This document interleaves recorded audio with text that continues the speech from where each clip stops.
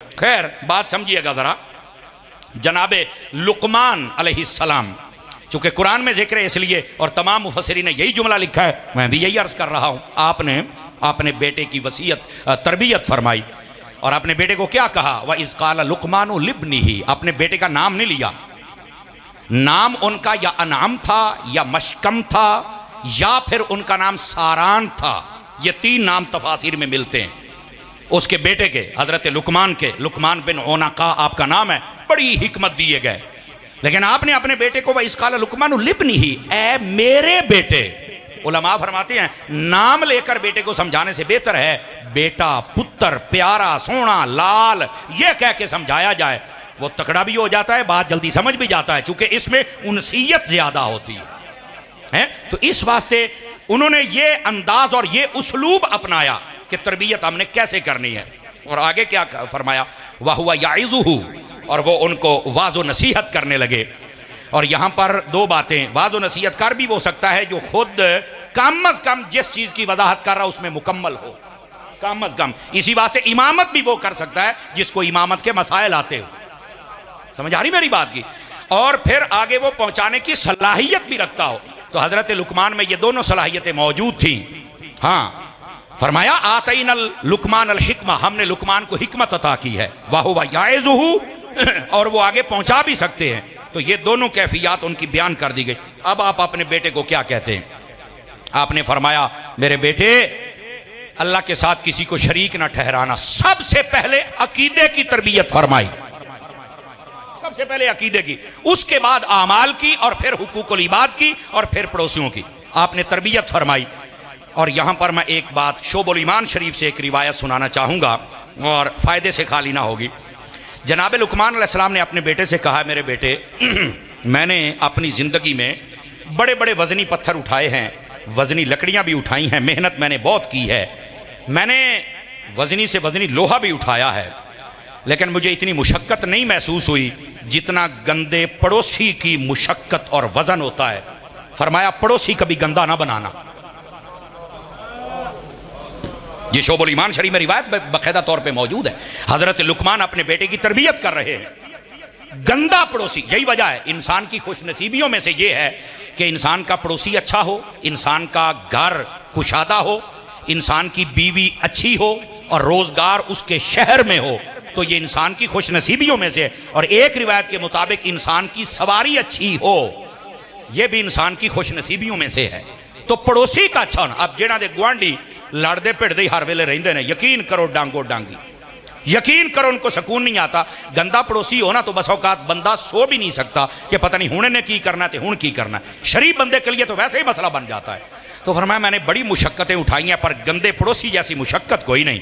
तो फरमाया गंदा पड़ोसी नहीं होना चाहिए। इसी वास्ते आपके इल्म में होना चाहिए, साढ़े बुजुर्ग कहते ने गंदे बंदे नाल साला कबर भी ना होवे, कहते हैं कि नहीं कहते? और ये मैं बुखारी शरीफ से अगर आप तवज्जो करें तो एक जल्दी से नुक्ता अर्ज करूं।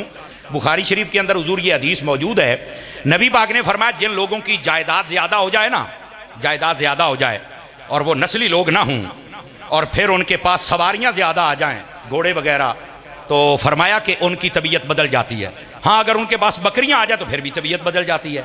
तो पूछा हुजूर इसका मतलब क्या है? तो नबी पाक ने फरमाया जिनके पास जायदाद ज्यादा हो जाए, पहले नहीं थी, तो वो बसा औकात कमीने बन जाते हैं, फिर वो ऐदते भी कब्जाते, ऐदते भी कब्जाते, ऐदते भी कब्जा। वो तैनू जे लब गई है थोड़ी च बहुता पै गया ते जार जार के खा, सारियां ते चढ़दा फिरना है, फिर अदालत च भी जलील होना है। तवज्जो है कि कोई नहीं है? तो ये जो कमीने लोग होते हैं ये उनकी सिफत होती है, जो कुछ लब गए तो फिर दुनिया के पीछे पै गए हैं।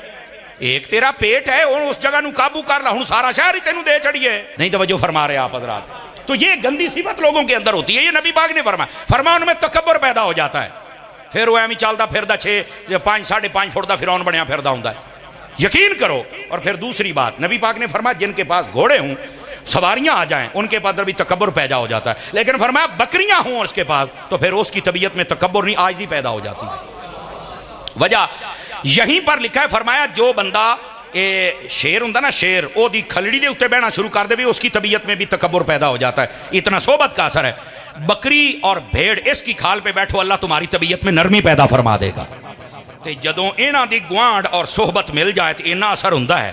तो फिर गंदा पड़ोसी होवे तो की होएगा, अच्छे पड़ोसी का इंतखाब किया करें। काश के सुन्नी हो, आश के रसूल हो, तो फिर काश के भरा होवे। समझ आ रही है ना? तो इस वास्ते इकट्ठे रहने की कोशिश करें। ज्वाइंट फैमिली में हम बहुत तंग होते हैं। जेड़ी औरत ज्वाइंट फैमिली दियां सब तो ज्यादा नफरता फैलाती है ना, मैं नहीं रह सकती, जब ये खुद बूढ़ी होती है तो सारे बच्चों को यह सब तो ज्यादा दलीलां दिंदी बैठी होंदी है, कट्ठे रहा करो, कट्ठे रहने का फायदा आ। तो मैं कहा तू तो सारिਆਂ ਨੂੰ किणी किणी कर छड़िया सी, तू तो किसी ने भी नहीं कट्ठे नहीं रहने दिता सी। उदों कहती सी नहीं हम इंजॉय नहीं कर सकते, हम अलग रहेंगे तो अपनी मर्जी से अपना। हुण इन्हां नूं करन दे इंजॉय। ये ना दो कौमी नजरिया है ना। अपना अपनी धी होवे ना तो वह जुआई दे नाल बैठ के रोटी खावे तो कहना प्यार मुहब्बत है, तो जी अपनी नूं अपने मुंडे ना खावे कहना तवीत आ, जादू कीता आ, ये है ही जादू करनी, साडा मुंडा साडे नाल खांदा ही नहीं। तो अल्लाह दे बंदे जांदी करो किहड़े कमी पै गए हो। तो ये नहीं होना चाहिए। तो ये जो गंदा पड़ोसी है, फिर उसने अपने बेटे को दूसरी वसीयत की। तवज्जो है हजरात? उसने कहा बेटे मैंने बड़ी बड़ी कड़वी चीजें खाई हैं, देखी हैं, सुनी हैं, लेकिन फरमाया गरीबी से कड़वी चीज कोई नहीं है। इतना हलाल कमाते रहना कि तुझे किसी के सामने हाथ ना फैलाने पड़े। अब पूछो है ना भरावां जिन्होंने किसी को उधार लेना पैंदा है, या जब इसकी जेब खाली होती है तो फिर क्या गुजरती है। तो गिरामी कदर हजरात, इस वास्ते ना हलाल कमाएं हलाल खाएं, जुगाड़िए बन के ना रहो बे टोची लावांगे किधरों किधरों आए ना, ऐसा नहीं। हलाल कमा के हलाल खाएं, अल्लाह ताला उसको बरकत अता फरमा देता है। समझ आए? और तीन चीजों में बरकत बहुत ज्यादा है, लकड़ी बकरी कपड़ा, तीन चीजों में बहुत ज्यादा बरकत है। कम करके देख लो, खैर ही खैर ते बरकत ही बरकत हो जाएगी। अब ये दूसरी बात, तो फकीरी से पनाह मांगनी चाहिए। अच्छा बस औकात यहाँ एक रिवायत बयान करते हैं, अल फ़क्र फ़ख्री, नबी पाक ने फरमाया फ़क्र मेरा फ़ख्र है। तो मेरी जान इस फ़क्र का मतलब ये है ही नहीं जो तुम बयान करते हो, गरीबी नहीं है, ना ना ना ना। इस फ़क्र से दो चीज़ें मुराद हैं। ये तफसीर रूहुल बयान के अंदर सूरतुल हश्र की तफसीर में ये बात लिखी है।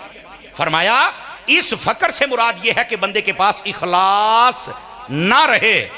इसका मतलब ये है कि बंदे के पास एसार ना रहे, बंदे के पास दीन पर मर मिटने का जज्बा ना रहे, और बंदे के अंदर इंतकाम आ जाए और बंदा लड़ाई झगड़े वाला बन जाए।